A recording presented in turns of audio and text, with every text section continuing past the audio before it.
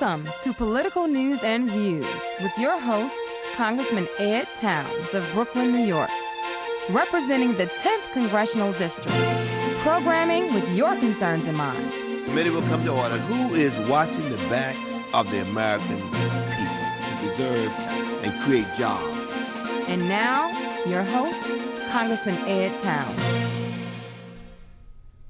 Welcome to News and Views. It is my pleasure to have the Dean of the New York delegation on, Charles B. Rangel. Has been in Congress for 40 years.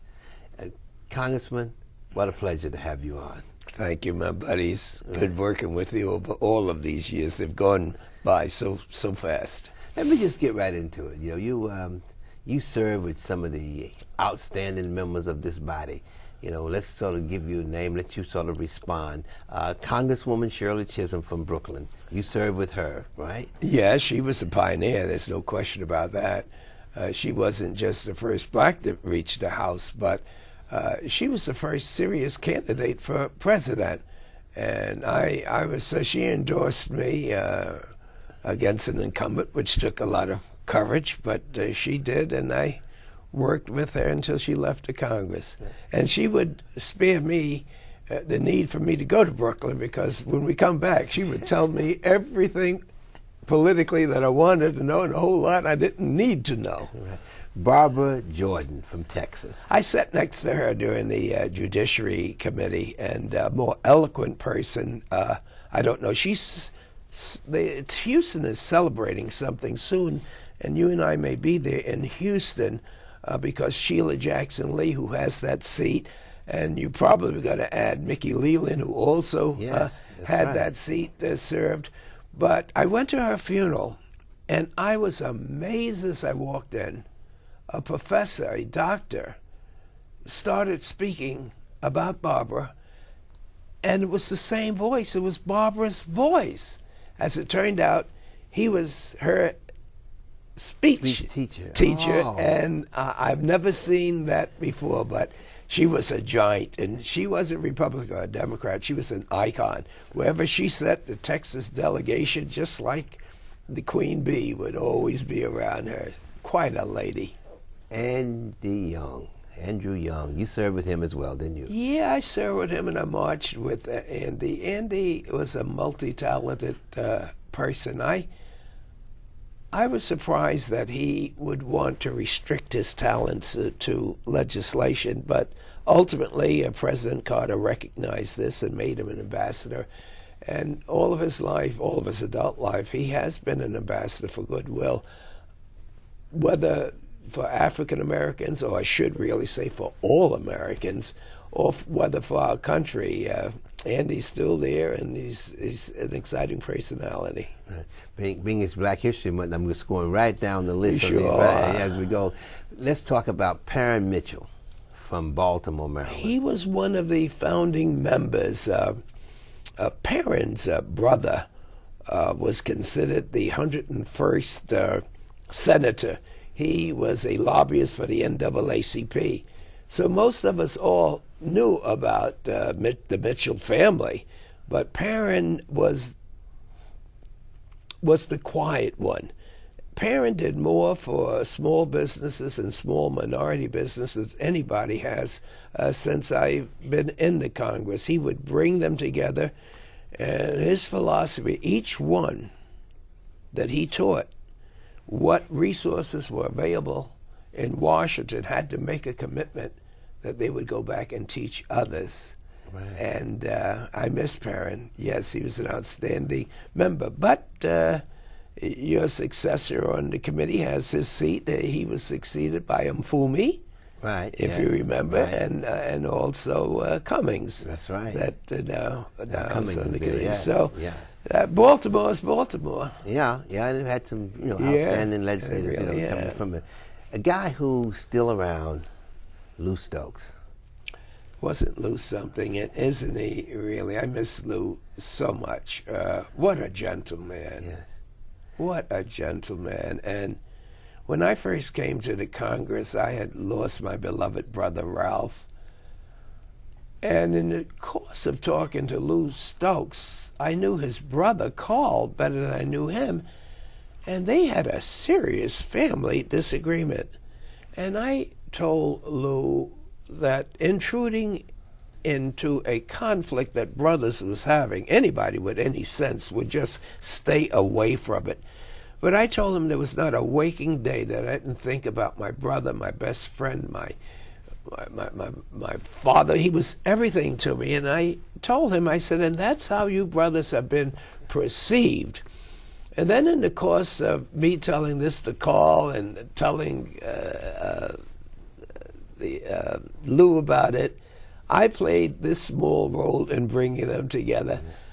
I can't think of anything offhand. I got more satisfaction. Whenever they had a reunion, they invited me because they were such great civil rights giants. And one was the gentleman, the other was the rough guy. And what a combination. There's hardly anything in Cleveland that's not named after one or the other. Stokes. Wow. They were raised in a public housing, you know. Oh, well, what accomplishment. Mayor, and then the other one served in the United States Congress. I mean, that shows you that people can do it. Given the opportunity, there's no question about that. All right, let me move to one who always says that, I guess, he did it his way. Bill, Clay from Missouri. Yeah, Bill Clay. You served with Bill, right? Yeah. Bill's still around. Of course he is. Yeah. And he's very much around with his son being a member of the United States Congress representing the same district that Bill represented. Yeah, Bill was the one when we were talking about formulating the Congressional Black Caucus. He was one of the 13 of us. And it was he that had us to adopt the expression that we black members of Congress have no permanent friends, and we certainly don't have any permanent enemies, but we do have a permanent interest. And that has guided the generations that have followed. Right. Now, people now come to Charlie Rangel. People now look upon you as being one of the most effective members of the United States Congress when it comes to legislation. When we talk about the empowerment zones and all of that, how did you come up with this idea of the empowerment zones? Took it from somebody else. Jack Kemp had gone to England, and he had indicated that there was a way to use the tax system in order to attract businesses in economic distressed areas. And wherever you want to mold the conduct of people, the tax system is a way to do it. As a matter of fact, now that we are talking about reform, it's also a way to overdo it. Then Bobby Garcia, you remember Bobby, he's still around. Sure. He was the congressman from the Bronx. Right. He was anxious about it. And so we actually got it together. I was on the Ways and Means Committee, and former Chairman Rostenkowski and I was able to pass it. Of course, Senior Bush vetoed it, and right after that came Bill Clinton, and I knew that my time had come. Yeah, I knew my time had come. And the very same people that are working now with President Obama as it relates to economic policy, the OMB, Lou, was the budget advisor to Clinton. He's now with Obama. Gene Sperling, who is now in charge of the Economic Council, he was there working for President Clinton. So I hope that soon, and very soon, we will be able to target districts, not whether you black or brown, but in terms of the pain that we're suffering as Americans in connection with the highest unemployment, the highest that I need for health care, the highest in terms of dropouts, the more people that have served time from a community and are still serving time, the lack of housing, the number of homelessness. And you can target that just with the census tracts. Mm-hmm. Because, Ed, it makes no sense at all to be living in a country that's the richest country on the face of the earth. And no matter what we're going through physically, it goes unchallenged. There's no one in our category in terms of wealth, in terms of exports, and in terms of financial security. Right. Nobody. Having said that, to have multinational executives holding on to billions of dollars, where the President of the United States has to go to the Chamber of Commerce and beg them to be partners in the development and training of workers, and to be able to say in the tax code itself, which we have not reformed it since 1986, that there are millions of people getting unfair tax advantages. When I was chair and I wanted to move to change it, every time we took away an unfair tax that someone was getting because of lobbyists or because of power, the Bush administration would say, you're increasing someone's taxes. Well, if you're not paying a fair share, or if you're not paying anything at all, you bet your life it's increasing taxes. But there's a question of fairness and equity. So we have a high tax rate for corporations in our country. But Ed, very few companies ever pay anything near it. Some of them complain about the rate, and they don't pay any taxes because of the exclusions, the credits, the exceptions, the deductions. And so, to me, we have a long way to go, and we can do it if we work together. Looking at based on what you're really saying, can we deal with some of the disparities through that process in terms of the tax structure, in terms of maybe creating an educational zone where they're having real problem, or a health zone? It doesn't have to be a zone, but through this process, can we sort of create ways and methods to deal with some of the problems that we have in certain neighborhoods? Because we have certain neighborhoods that have specific kinds of problems, which is connected most of the time, with the economic situation, the lack of jobs and all of that. Can we use the structure to be able to go and address some of those issues? There's no question about it. I'm not convinced if we use the expression minorities or black or Hispanics that we'll get much support, judging the way things are going in the major party in the House, the Republican Party. But I am convinced that if you find out where the problem is, where is the economy being hemorrhaged? Just saying that you're cutting doesn't mean that you're saving. If you cut something and this causes you more problems that you have to pay for, you have to take another look at it. So just because a community is poor in terms of income doesn't mean that you're not spending money in crime, in unemployment compensation, in health care, in intensive care.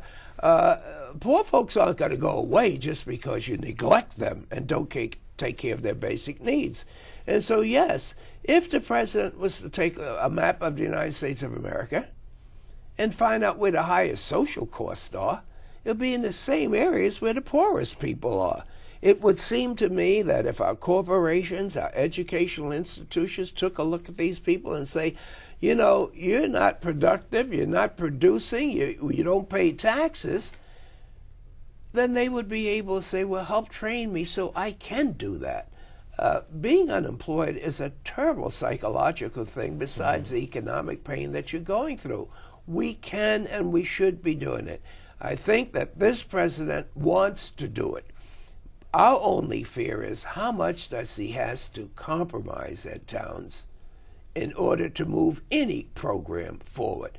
When the president of the United States is challenged that their job as the majority in the House is just to get rid of him and not to think in terms of our fiscal crisis as to what it's going to mean to our nation, we got a major problem.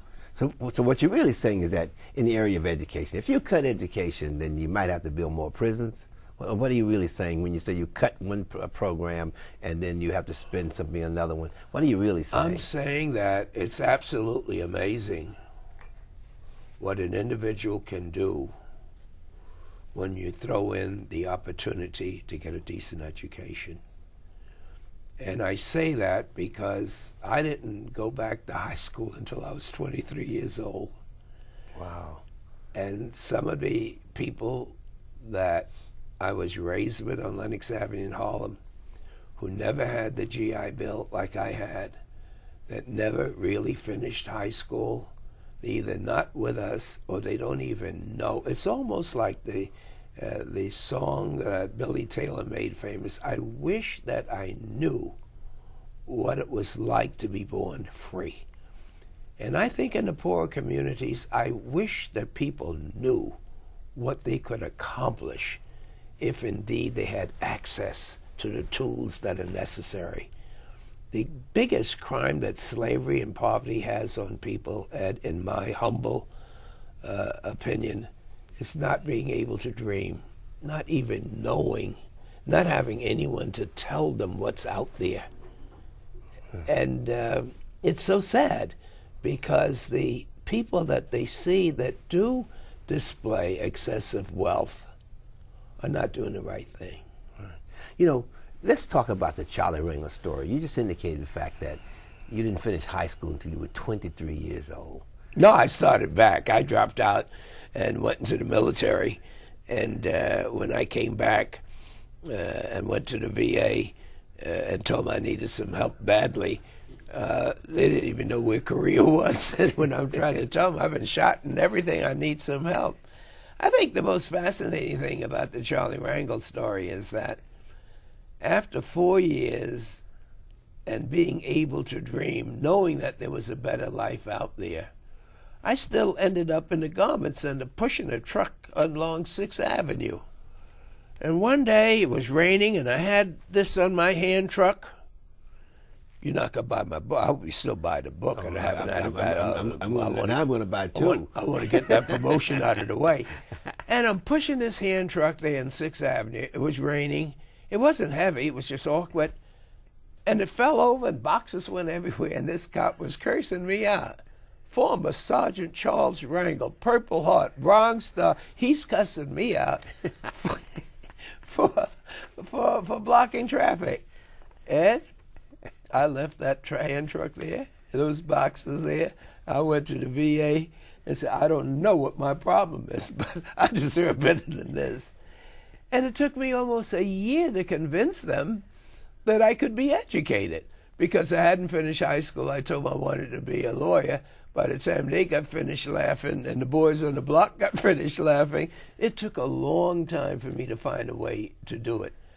But after that key was there, and knowing that I had no choice, my back was against the wall. I had to do it. But when I see so many young people today that don't know the challenge, as well as those that know the challenge and are able to succeed, all this business about broken family and economic disparities, and hey, it is possible, and America should not give up on the ability of people to be productive and pay taxes. I don't talk about compassion. I talk about productivity. Right. Now, Charlie Rangel finished high school. What did Charlie Rangel do next? I had already won. They asked me, well, what university you want to go to? I said, how much do they cost? They said, well, Columbia and NYU are the most expensive, but the question is where you want to go. I said, I want to go to the best one. I'll take NYU. And then when I got there, I spent all of that time trying to figure out how I could get into law school. And I got off of several scholarships, and I picked one of them, St. John's. And after I got out and decided how good society has been to me to get me out of the nightmare, I dedicated my whole life in saying, I have to help people for them to see this. You know how it is with human beings, that you see something, you can't wait to see me on Monday, say, Charlie, you got to see this. And I had felt, coming from Lenox Avenue, that my job was seeing everyone that I could and say, you got to see what education can do. I remember so well a guy that lived across the street from me in 132nd Street. I'm walking down 145th Street and Broadway with my wife, and I saw him, and it just so happened, when I joined the Army in 1948, he got arrested for trying to rob a bank. Earl was so dumb, the last thing in the world he should have been doing this. And, and so Earl got an extraordinarily long sentence. And so when I saw him, he says, you know, I've been in jail. I said, I know, Earl. It's good to see you out. He says, well, what are you doing? I said, I'm an assistant United States attorney. He looked at me up and down and looked at my wife. He said, I heard you in the Army. I said, yeah, I was in the Army. He said, heard you got hurt. I said, I did get hurt. He said, now you take care of yourself. You're a federal prosecutor, right?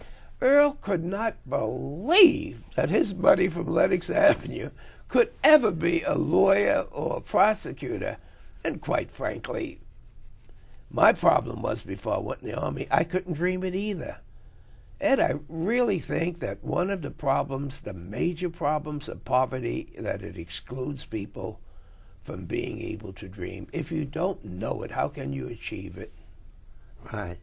Now think of it, Charlie Rangel, the dropout, to Charlie Rangel in the United States House of Representatives serving for 40 years. What a story. Let me ask this. You've been here for a number of years. What are some of the most outstanding accomplishments or things that made you feel good? Like, for instance, in my case, the biggest and the proudest moment I had is when I voted for Dr. Martin Luther King's birthday to become a national holiday. Man, I mean, I tell you, that was a great moment for me, and I just was happy to be here when it occurred. Now, you've been here longer than I have. I'm sure you've had some great moments. Could you talk about some of those great moments and even the legislation that you feel very proud of? Well, I'm glad, Ed, the way you framed the question when you asked, how did I feel? Because to other people, they may have thought that didn't warrant me feeling so good about it. But when everyone was talking about ending apartheid in South Africa, I was on the committee. Dan Rostenkowski was the chair. And the whole idea was to end apartheid. Now, most people don't know that we had our multinational corporations in South Africa, paying taxes to South Africa, supporting the jailing of Nelson Mandela and so many other people. And the way the tax system works, that they owed the United States taxes for their profits that they were making in South Africa, but they could deduct the taxes that they paid the government of South Africa from what they owed the United States. So on just one amendment, called the Rangel Amendment, of course, we were able to say that they were not entitled to deduct. Well, when that passed, it was not the most exciting moment in my life. But when I first met Nelson Mandela and someone was sharing with him the Rangel Amendment that caused these corporations to say it ain't worth it and to move out of South Africa and eventually allow the freedom fighters to take it, I really didn't think he didn't know who Rangel was or anything about me. With all the people around him, someone was trying to explain to whom I was. He says, I know who he is. And someone said, yes, it was the Rangel Amendment. He said, no, it wasn't the Rangel Amendment. What a sense of humor this guy had. So then I thought he may have been confused. Yeah. He says, no, it wasn't the Rangel Amendment.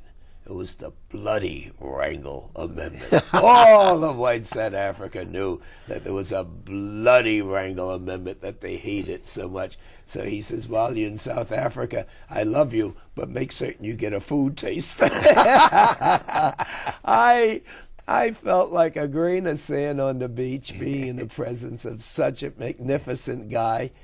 And so someone say, what an ego Rangel has to think that this was the high point of being recognized by Nelson Mandela. But they can think what they want. They can't take that away from me. Right. I've told so many people this afterward, and they weren't overly impressed, but it meant a lot to me. Did he visit your district while he was in there? Oh, my God, yes. And Mayor Dinkins was the mayor, and he's there out on 25th Street. As far as the eye could see, I can't tell you how many kids are named Mandela in my congressional district. I mean, it was a beautiful thing. And it gave a sense of identification to a people that never had it. I always tease my colleagues who are Irish and Italian, some of the stories they make about who their families were in Ireland and in Italy, you know. I said, you can tell me anything. What do I know? I said, I'm just envious I can't make up a story myself about how my great-grandparents were in Africa, and they were in charge of this, and all the poems and things they had written.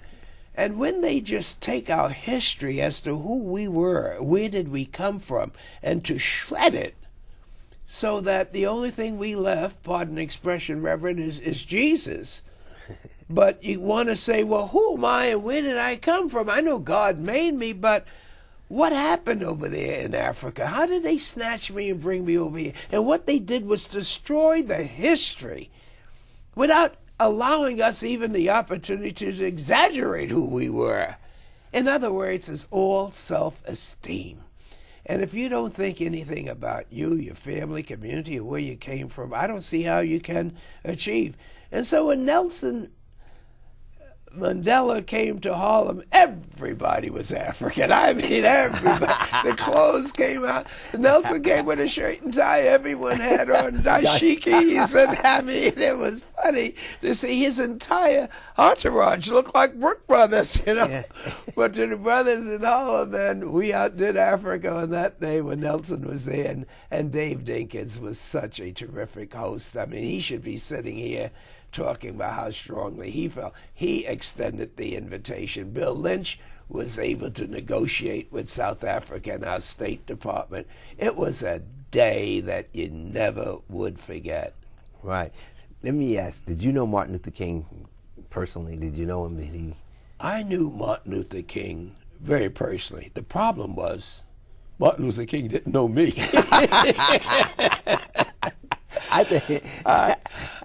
I marched with Dr. Martin Luther King so many times, and I tell the story that what I remembered so well in the 60s when I marched from Selma, Alabama to Montgomery, 54 miles.